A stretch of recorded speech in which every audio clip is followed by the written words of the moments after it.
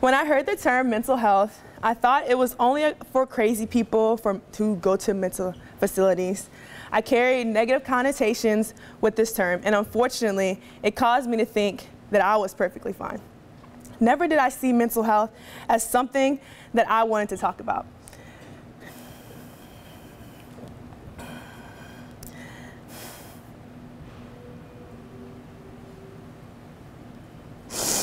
Whew, I'm not gonna cry, okay.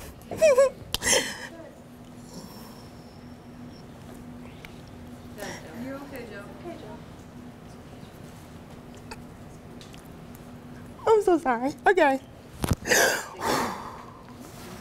Never did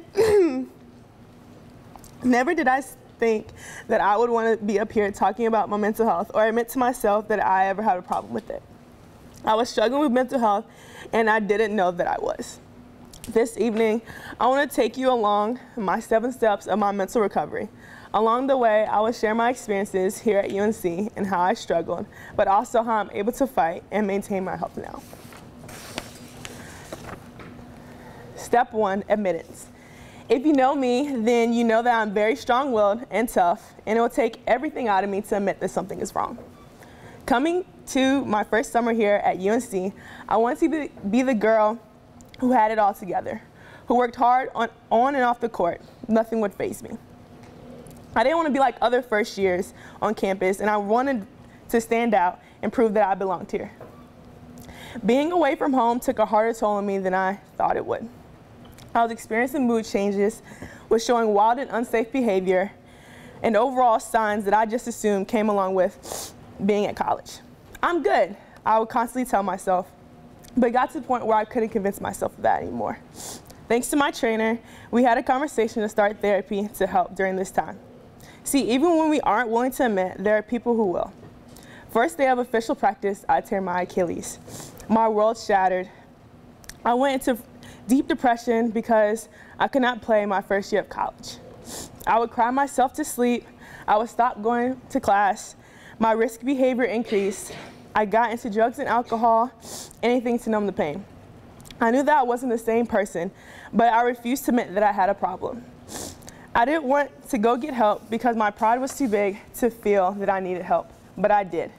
I got to the point where I had to stop lying to myself, my parents, my friends, even my therapist, that I was fine, because I wasn't.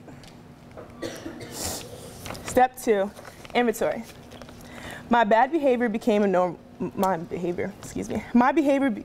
abnormal. I had also found out that I had bipolar depression, which didn't help either. I would have wild shopping sprees. I would eat any and everything, stop going to class, doing work, end up failing that class, by the way, and to this day, the worst semester here at UNC. I was drinking on the daily, popping extra pain pills from surgery, sleeping in any bed that wasn't mine. I dreaded showing up to practice, didn't want to be around anyone but myself. Suicide thoughts came every now and then, but I felt nothing without playing ball. I was out of character, really. I got to the point where I was sick of where I was, and what I was doing wasn't fulfilling. And giving up to want to end it couldn't be an option anymore. I didn't want my story to end like that. Step 3, surrender. So I had to be honest with myself and look at how I was harming myself by not addressing what was going on mentally. Physically, it was obvious. I was hurt, and it has its own protocol, but my mind still needed mending. I had a problem, and I couldn't solve it by myself. I needed help, and it pained me to ask to be willing to receive it, but it was the only way at this point. I couldn't blame myself and say that it was what I deserved, because it wasn't. I didn't have to wish that I didn't wake up in the morning and that I deserved everything that came at me. It wasn't my fault. Surrendering to my emotions allowed me to truly feel for the first time, where it allowed me to receive help from someone. Because at this point, I'm at the lowest that I've ever been. Step 4, confession. I deserve better. I lost myself. I didn't recognize myself. I even refused to look in the mirror. At this point in my life, I felt that by going to speak to someone was enough. That all I had to do was go in and talk about my feelings and how I was going to get through. but it wasn't. I still didn't do what I needed to do for myself by myself. I could have spoken with the best therapist in the world, and that still wouldn't have helped because I was still broken because I didn't want to work on the things that we talked about. I talked a pretty good game. I would show up and say how I was dealing with things, but I really wasn't. I wish I could describe the aha moment where I finally decided to take my mental health seriously, but I can't. It was my feeling that I just deserved better. I deserved to be happy and not rely on others to dictate my happiness. I wanted to be at peace because I was tired of the emotional roller coaster. This self-proclamation forced me to align my actions with my words. I couldn't say I wanted to do better and continue to go about it the same way. So I took my mental health more seriously. Step 5, rediscovery. Being active in restoring my mental health led to a rediscovery of myself. Instead of letting the obstacles get in my way, I grew strength by getting over them. Working on my mental health has led up to an emergence of characteristics and qualities that I'm proud to own. I had to discover my identity of who I was without basketball because it was taken away from me at the moment, and I know that I can't play forever. And I think this was the hardest part when I'm working on figuring out who I was, and there are still people who weren't supportive or things that would happen that would try to remind me of who I was. You see, people will try to remind you of what you used to do and who you used to be because they see change, and it's threatening. I became a threat because I had found my own sense of self-worth. Whenever you're trying to do better for yourself, whenever you're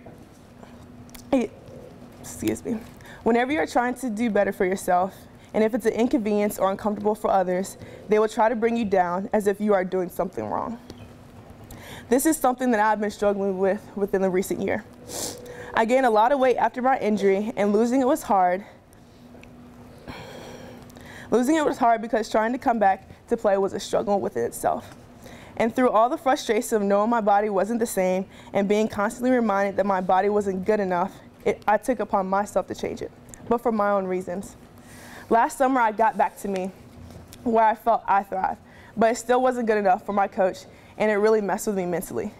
While I worked so hard to accept that the young woman who I am and how strong and what I've come from, I still tricked myself to think that the thoughts of my coach were my own, and it wasn't good enough, and that I wasn't good enough if I didn't look the part. It led to me starving my body. I passed out in practice and still tried to keep losing weight, so I looked the part. I was sluggish and wasn't able to perform the same. It got to the point where I had to go back to what I valued about myself. The problem was the part I was trying to fit wasn't the part I was meant to play. So I had to keep it real with myself and know that yes, we can all be healthier and strive to be better because we're athletes, but there's a line. I had to define that line. I let my discovery be independent only to me. Outside opinions didn't matter. No one else gets to put suggestions on who you should be and what you should value. And to be honest, reminding myself of this every day is the only way for me to continue to strive to be the identity that I've created for myself. Consistency. At this point, I was able to go in and talk weekly with my therapist, and I was able to hold myself accountable because I knew that at this point, the only way for me to get through mentally was to talk about it. Being consistent isn't just doing it once every week or once the time just to make yourself feel good, especially with mental health. I thought there are times where I'll go a couple. Okay, all right. Just sit on. That's okay. I'll talk about it though.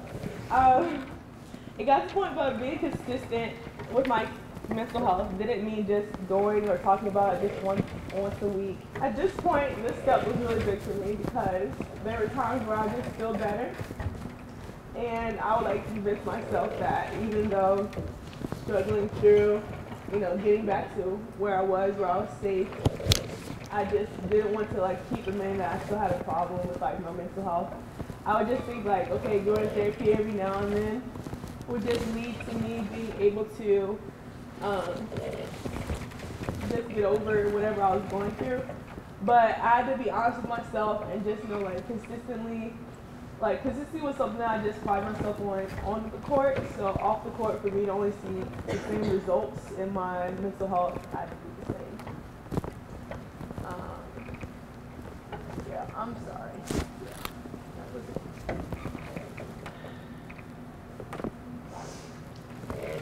7, help others. Lastly, help others. Tell your story, reach out.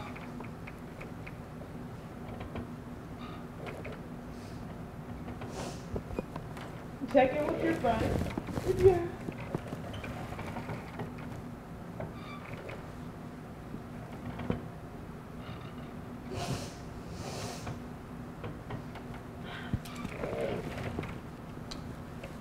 Check in with your friends. If you come out of a situation, then we have to help each other as athletes to make it less stigmatized, so that we aren't ashamed of what we go through.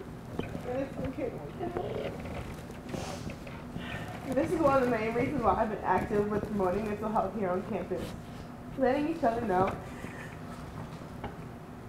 that they are not alone is the first step, because I feel like if I saw that it was common and perhaps I would have gotten help earlier. And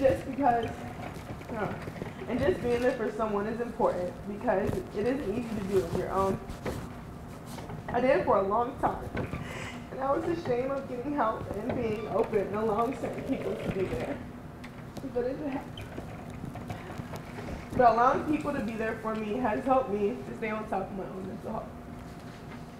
If you don't walk away from anything else tonight, just know that it's important to understand your state in terms of mental health. It wasn't easy, and there have been many times that I wanted to quit and give up on me, and this life that I felt like I forced myself to live. But this is what makes my story a testimony. I had gotten to a low point in my life where I wanted to see change, because I was tired of being sad and sorry for myself. This was a struggle in itself, because it was and still is a constant fight. I hope that I can encourage you all to be honest with yourselves and to ask if you need help. I'm open to being here, for being there for anyone who needs it, whether it's questions or just listening. Even though I did a lot of talking and crying today, I consider myself a good listener, something that I've been working on. But thank you for allowing me to share my story.